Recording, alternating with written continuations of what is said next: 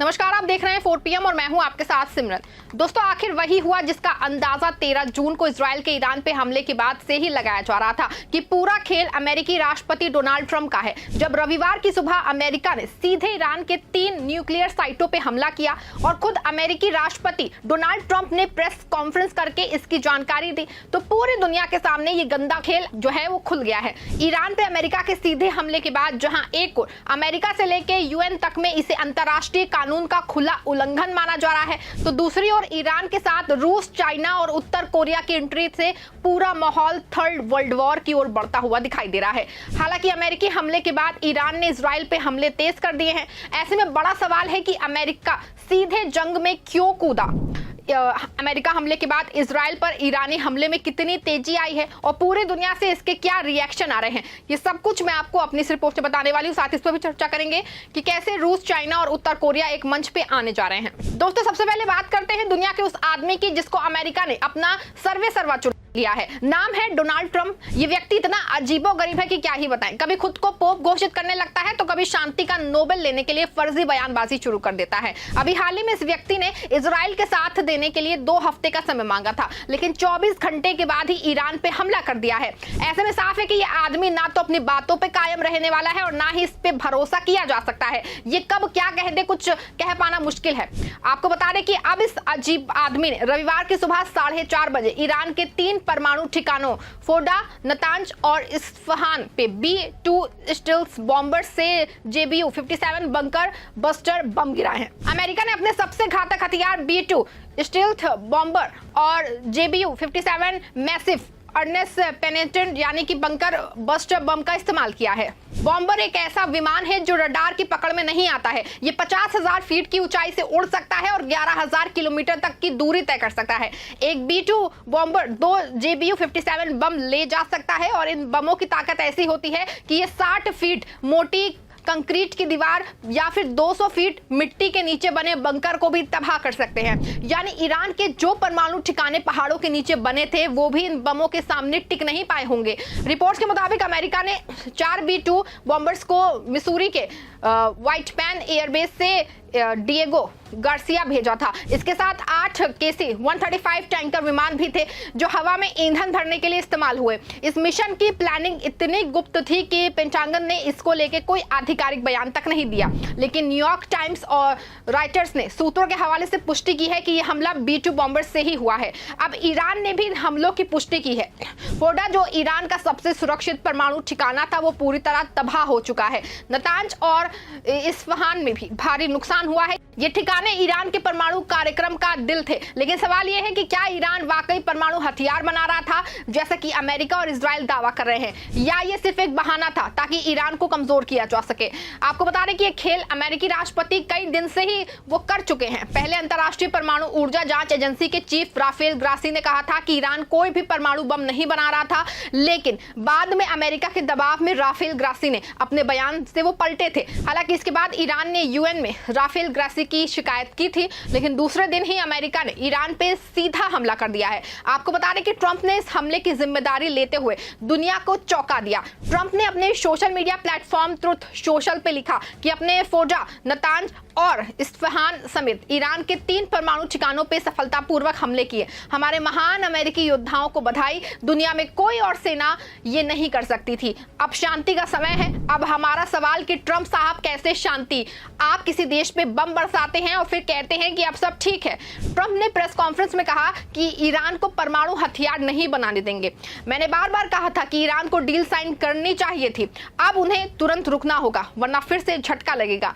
वहीं दूसरी ओर ट्रंप ने इजरायली प्रधानमंत्री बेंजामिन नेतन्याहू और इजरायली सेना का भी शुक्रिया अदा किया। उन्होंने कहा कि इस हमले में इजराइल के साथ पूरा तालमेल था, लेकिन सबसे हैरान करने वाली बात, ट्रंप ने यह भी कहा था कि अभी और ठिकानों को निशाना बनाया बाकी है। ऐसे में माना जा रहा कि यह हमला सिर्फ शुरुआत था। ट्रंप की इस बयानबाजी से दुनिया को हिला के रख दिया है। एक तरफ वो शांति की बात करते हैं, दूसरी तरफ और हमलों की धमकी देते हैं। ये वही ट्रंप है जो कभी कहते हैं कि वो 2 हफ्ते में फैसला लेंगे, कभी 48 घंटे में, फिर 24 घंटे में ही हमला कर देते हैं। क्या ये नेतृत्व है या दुनिया को तबाही की ओर धकेलने की सनक?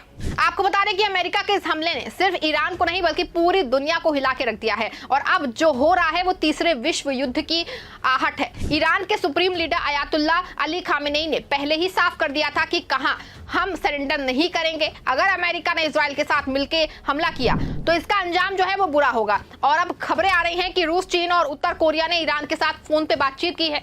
खबर है कि रूस में हाई लेवल मीटिंग्स हैं, हालांकि अभी इसकी पुष्टि नहीं हुई है, लेकिन आपको बता दें कि ये तीनों देश पहले से ही अमेरिका के खिलाफ एकजुट हैं और अब ईरान के साथ उनकी बातचीत से साफ है कि वो इस हमले का जवाब देने की तैयारी कर रहे हैं। रूसी राष्ट्रपति पुतिन और चीनी राष्ट्रपति शी जिनपिंग ने इजरायली हमलों की पहले ही निंदा की थी। अब अमेरिका के सीधे जंग में कूदने के बाद इन देशों का गठजोड़ और मजबूत हो रहा है। तीनों देशों ने अमेरिका के हमले की न सिर्फ निंदा की है बल्कि कहा जा रहा है कि देर रात तक कोई बड़ा अपडेट आ सकता है। क्या रूस, चीन और उत्तर कोरिया ईरान के साथ मिलकर अमेरिका और इजराइल के खिलाफ खड़े होंगे? अगर ऐसा हुआ तो ये थर्ड वर्ल्ड वॉर की शुरुआत होगी और इसकी जिम्मेदारी पूरी तरह से अमेरिका और ट्रंप पे होगी, क्योंकि ये वही ट्रंप है जिसने 2018 में ईरान के साथ परमाणु समझौते को तोड़ा और अब बिना सबूत के ईरान पे हमला कर दिया।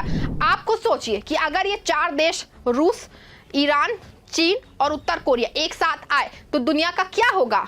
रूस के पास हजारों परमाणु हथियार हैं, चीन की सेना दुनिया की सबसे बड़ी है और उत्तर कोरिया की मिसाइलें किसी को भी डरा सकती हैं। दूसरी तरफ अमेरिका और इजराइल के पास भी घातक हथियार हैं।